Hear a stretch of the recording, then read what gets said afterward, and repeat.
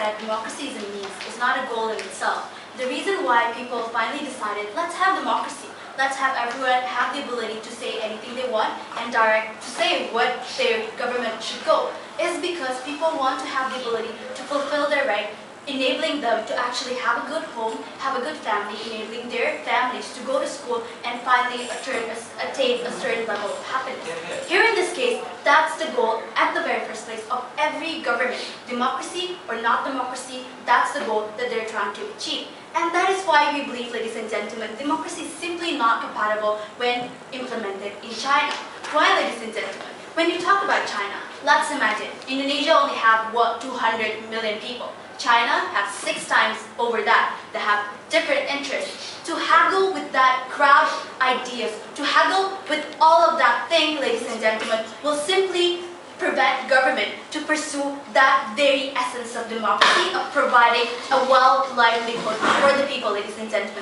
It was their goal to sustain the economy of China. That is why they say, in order to support that growth, then we need to have democracy. But in the process, you cannot just simply say, hey, people in China is ready, they're educated, they're wealthy, let's just have it, and bam, you can simply have democracy implemented without any problem. It is not as simple in real life, ladies and gentlemen. There are a lot of process that you have to go through, and in that process, you might harm the ability of the government to provide with many, because you need to restructure the whole system.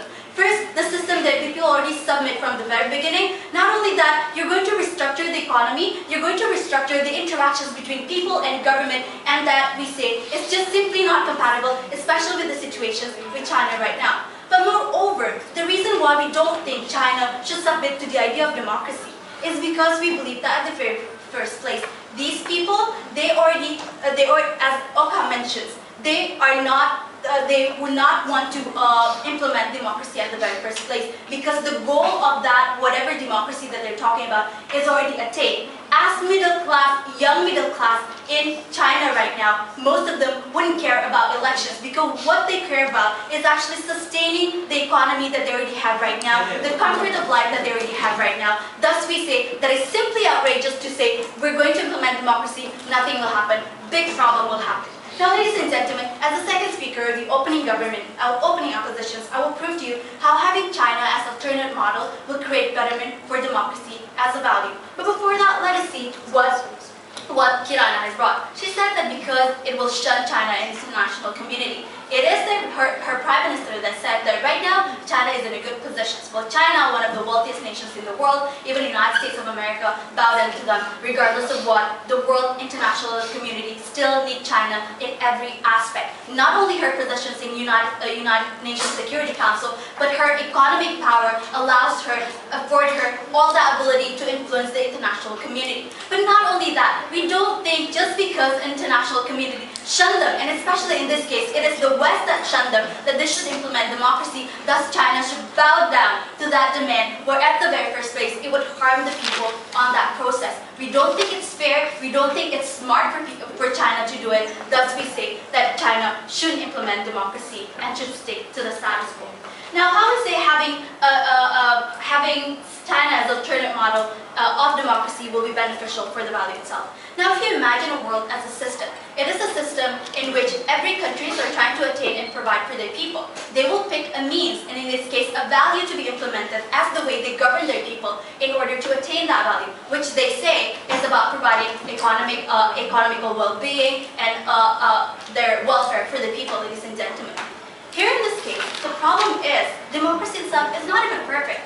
All of the problems that they talked about in their case about having dissident is also happening in democracy, in which when you go into voting selections, the minority will always be apprehended by the majority, where you have even the most important notions can be shunned by the media because they've been eaten away by the capitalistic media, where only media that sells, that will be featured, ladies and gentlemen.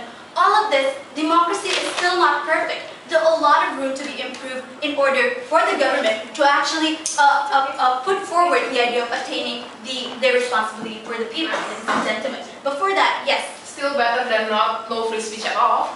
Well, why you have free speech, ladies and gentlemen? You have free speech to say, hey government, I want you to build roads so that I can have my business run. Hey government, I want you to actually provide free school for my children. Problem is, all of that is already provided in China.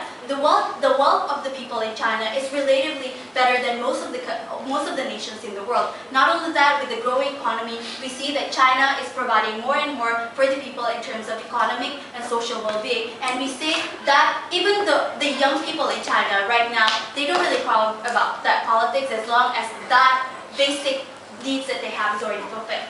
Now, ladies and gentlemen, we see that this system, this value is not perfect, but so far it's been endorsed by many nations that's believed to be one of the best. Problem is, with that defect in that value, no government will be able to fully function or fully attain that goal. So that is why you need to have an alternate model. Because when you talk about value, it can only develop better when you have an alternate and a competition. And China here holds a very strong positions and as an alternate model. Many alternate models, for example, what provided by other countries does not work. And China shows to the world that even if you don't implement democracy, you can still actually provide for your people. You can still actually provide the social and well-being for your people. We don't say democracy is bad and we should replace all countries with China. We're saying that democracy needs to evolve, and China, as a competitor, as a model of success, will hold a central place in making sure that that development will happen. The reason why we right now have social democracy is because people realize that fully liberal democracy, in which many minority has been subject to discrimination, it just won't work. That is why you have social democracy, because you have that competition showing that there is a defect in democracy. But when you have only solely democracy as the value put forward, when China suddenly implement democracy, then there will be no significant model showing that there is alternate model of democracy. We say that it's bad for the world, because when you talk about the world as a system, the marketplace of value, then the countries in the world need to have options in ensuring what system will be most compatible by them. So we say that it's best for China to stay as it is because it is what the people want and what the people need.